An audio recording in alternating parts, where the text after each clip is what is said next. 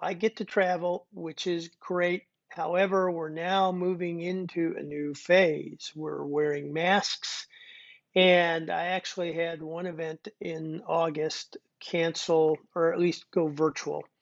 But this is a continuation on the series, Facility Based on Change. We're up to page 14, the big communication accident. So what Robert Propst is talking about here, before we get into this, the facility as a solution, as a thinking place, that's the whole point that he's moving towards, is that we need an environment that allows us to deal with information.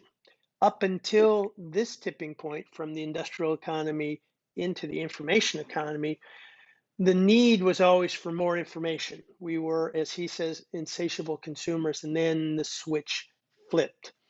And then it was too much information. Then it was redundant information, sorting through what I don't need and now what I do need. And then it's information that was not specific to what I need. It was out of context, or the information is too narrow for me, as he says, over specialized, like a legal contract that I'm using for a small local supplier, and it's like using a sledgehammer to hammer in a nail. And then there's out of date information and stuff that just isn't relevant. All of those things are the challenge in the workplace.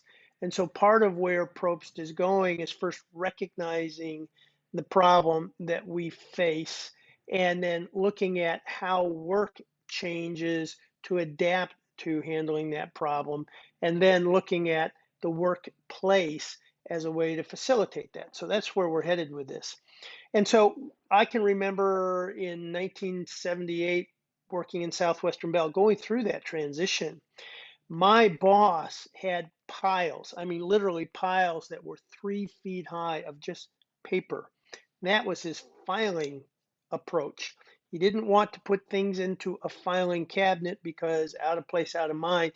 He had an uncanny ability of just kind of filtering through the pages, finding exactly what he needed. But that was an idiosyncratic solution that certainly wasn't scalable.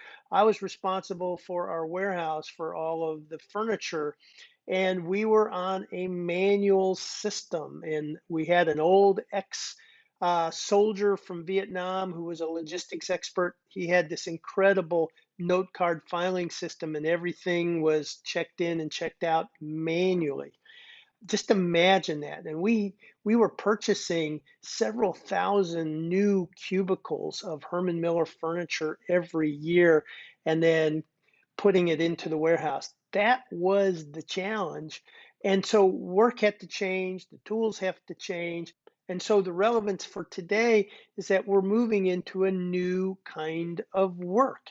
Hybrid work, distributed work. The conditions of our work are changing, which means the tools will change, which means the environments to support those tools will change. So the challenge in 1968 was taking a very structured way of putting offices together in a hierarchy format and beginning to reshape it to handle information flow or workflow. Today, it's similar. The environment has to change, but it also has to accommodate individual work styles, more distinct roles in work. So we're at that new stage. We'll keep walking through a facility based on change, applying it to today. But I think it's really important to get a grounding that design solves a problem. And what Robert Probst was trying to solve is, how do companies take all this information in, find the relevant pieces to it, put it together in new and novel ways, and begin to use it to either do things smarter or faster, or help their clients do things smarter or faster. And the facility is a key platform and tool for enabling that. So that's today's lesson. Take care.